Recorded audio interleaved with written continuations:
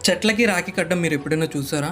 జనరల్‌గా రక్షాబంధన్ రోజు గర్ల్స్ వాళ్ళ బ్రదర్స్‌కి రాఖీ కడతారు.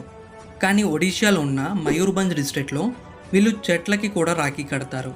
ఎన్విరాన్మెంట్‌ని ప్రొటెక్ట్ చేయాలనే ఉద్దేశంతో వీళ్ళు 2004 నుంచి ఈ ట్రెడిషన్‌ని ఫాలో అవుతున్నారు.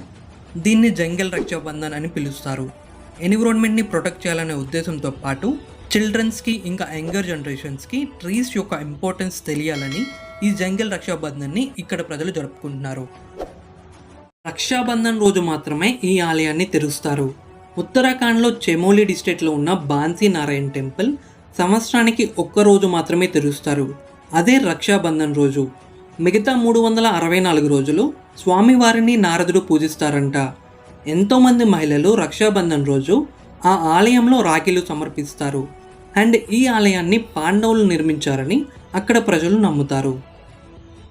రక్షాబంధన్ సందర్భంగా అలెగ్జాండర్ను కాపాడిన రాఖీ కథ ఈ వీడియోలో తెలుసుకుందాం.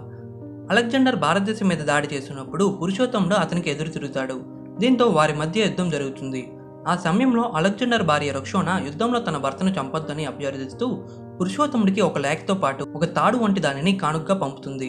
దీనికి గాను పురుషోత్తముడు తన మణికట్టుపై ముడిపడిన రాఖీని గుర్తుపెట్టుకొని అలెగ్జాండర్ను విడిచిపెడతాడు. రక్షాబంధన్ సోదరులు మరియు సోదరీమణుల మధ్య బంధానికి గుర్తుగా చేసుకుంటారు. సోదరులు తమ సోదరీమణులకు ఎల్లప్పుడూ రక్షణగా ఉంటూ వారిని కాపాడుకుంటామని ఇచ్చే ప్రామిస్లా ఈ రక్షాబంధన్ ఉంటుంది. ఈ పండుగను ప్రతి ఒక్కరూ సంతోషంగా జరుపుకోవాలని మా తరపున రాఖీ శుభాకాంక్షలు.